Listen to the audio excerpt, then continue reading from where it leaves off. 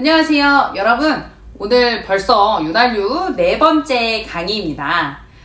오늘 배울 내용은 윤활유의 이상현상, 열화된다든지 탄화된다든지 압력이 저하된다든지 왜 이런 일들이 일어나는지, 이런 일들이 일어나면 어떤 현상이 일어나는지를 배워볼 거고요. 그 다음에 이런 현상들을 우리가 최대한 늦추기 위해서, 윤활유를 좀 더 오래 쓰기 위해서 첨가제를 활용하죠. 첨가제의 종류에 어떤 것들이 있는지 알아볼 겁니다. 산화는 안 좋은 겁니다. 자, 강의 시작할게요. 네, 그럼 윤활유의 열화 현상에 대해서 알아보도록 하겠습니다.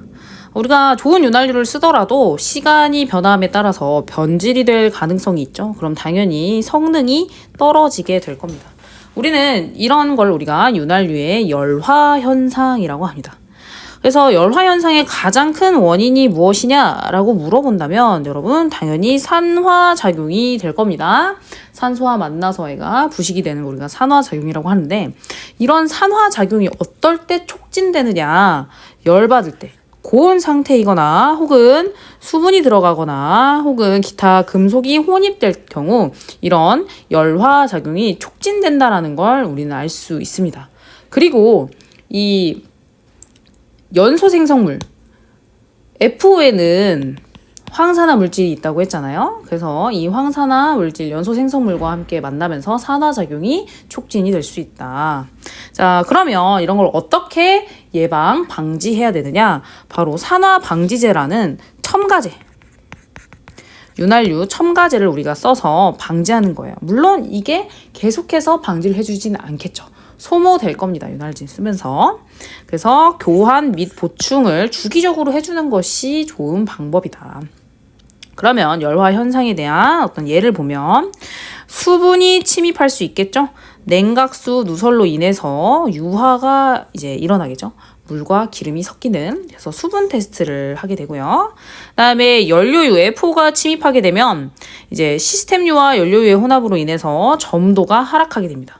점도가 하락하게 되면 윤활이 잘 되지 않겠죠? 그래서 점도 테스트를 우리가 시행해야 되고, 실린더유가 침입을 하게 되면 알칼리가, 염기성이었죠? TBN이 높은 이 시스템유와 실린더유를 따로 쓴다고 했어요. 그랬는데 시스템유에 이 알칼리가가 높은 실린더유가 침입을 하면 시스템유가 염기화가 되겠죠? 그래서 우리는 산염기 테스트도 진행을 해야 합니다. 그럼 윤활유 열화할 때 생기는 문제점은 어떤 것들이 있느냐? 피스톤 링이 고착될 수 있겠죠. 마모가 증대될 수 있고 필터의 청정 기능이 상실될 수도 있어요. 그다음에 유성 저하되고 이렇게 유막이 형성되는 거. 그다음에 윤활 성능이 당연히 저하될 수 있겠죠. 이런 안 좋은 점들이 있으니까 우리가 윤활유 첨가제 같은 것들을 넣는 거겠죠. 자, 그러면 선박에서는 에로 청정기, 퓨리파이어라고 하죠. 이 내가 사용한 윤활유를 한번 필터링을 한 다음에 재사용을 하게 되는데요. 근데 이제 우리가 실린더유는 회수하지 않는다고 했습니다. 그래서 뭐만? 시스템유만 우리가 청정기에 넣어서 다시 깨끗하게 한 다음에 펌프탱크에 넣어주고 걔를 다시 쓰는 시스템을 채용하고 있습니다. 자, 그 다음에 나오는 탄화는 무엇이냐? 여러분 탄화 그냥 탄 찌꺼기 라고 생각해 주시면 간단합니다. 윤활유가 타버린 거예요. 너무 높은 온도에 가면, 고온. 내가 버틸 수 없는 고온까지 가서 타버리면 윤활유가 찌꺼기가 되는 겁니다. 자, 그럼 탄화는 주로 디젤 엔진의 실린더 등 고온 환경에서 발생한다. 여러분 여기서 우리가 항상 주목해야 될 거 고온입니다. 탄화물은 언제 생긴다? 고온 환경에서 생긴다. 그래서 윤활유가 가열되어 분해된 기름가스가 산소와 결합하지 못하고 고온에서 열분해될 때 탄화가 일어납니다. 결과적으로 잔류탄소가 다량 생성되며 점도가 높은 윤활유일수록 이런 현상이 촉진돼요. 점도가 높은 윤활유일수록 이런 현상이 촉진된다. 따라서 디젤 엔진에서는 탄화 경향이 적은 윤활유를 선택하는 것도 중요하겠다. 네, 지금 나와 있는 그림은 윤활유 LO 청정기 퓨리파이어 파이프라인입니다. 우리가 엔진에서 쓰고 떨어진 기름이 썸프탱크에 모인다고 했죠. 이거는 바로 시스템유죠. 이 시스템유, 썸프탱크에 모인 시스템유를 퓨리파이어 청정기에 돌려서 재활용을 한다고 했는데 어떻게 재활용이 되는지 라인을 선생님이랑 함께 보도록 하겠습니다. 그럼 우리가 기억해야 될 건 에로 썸프탱크에 모이죠.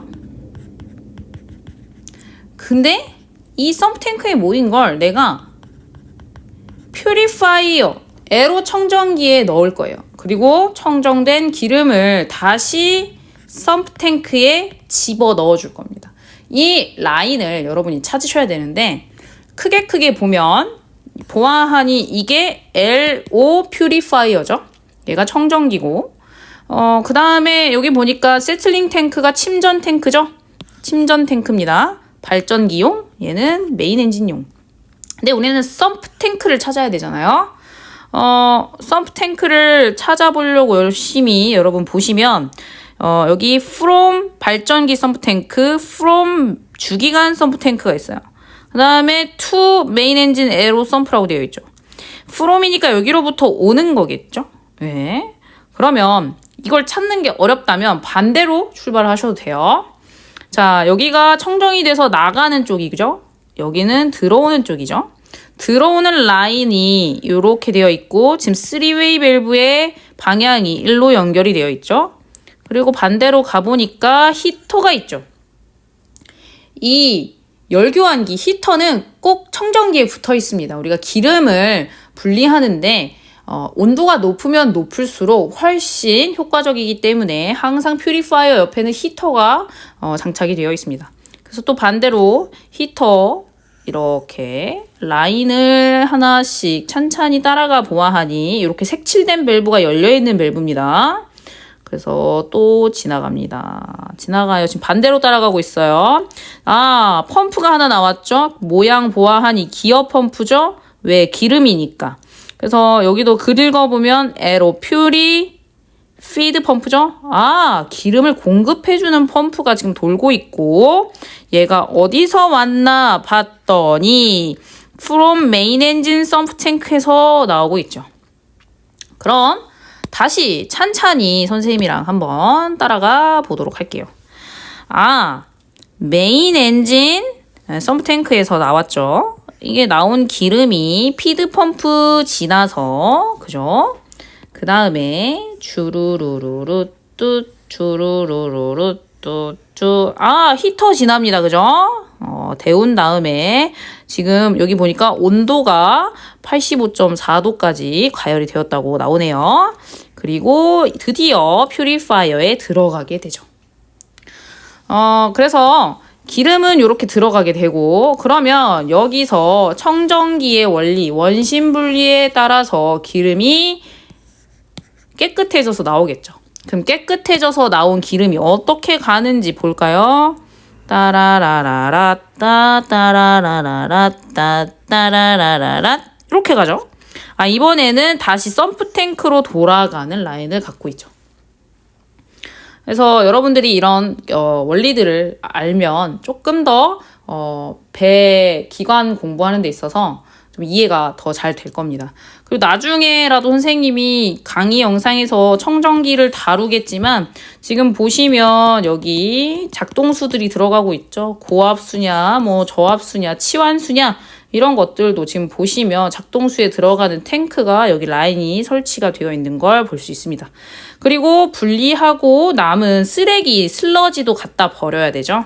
청정기에서 나온 슬러지 탱크도 여기 이렇게 설치가 되어 있습니다. 파이프라인을 보시고 내가 이해할 수 있어야 보조기기들을 다 공부를 마쳤다고 할 수 있어요. 자, 그래서 윤활유가 열화되고 탄화되는 것들이 문제가 돼서 윤활유를 내가 더 오래 쓰고 싶은데 오래 쓰지 못한단 말이에요. 그래서 우리는 첨가제를 넣어줍니다. 얘를 좀 더 오래 사용할 수 있도록. 그래서 산화방지제는 당연히 말 그대로 산화를 방지해주는 게 산화방지제겠죠? 그다음에 청정분산제는 무엇이냐? 윤활유 중에 슬러지 아까 생긴다고 했죠? 그다음에 탄소 찌꺼기 이런 것도 있죠. 얘네를 미세화하는 겁니다. 작게 하얗게 쪼개는 거예요. 분산시키는 거예요. 그래서 유중에 씻어 내리는 게 청정 분산제예요.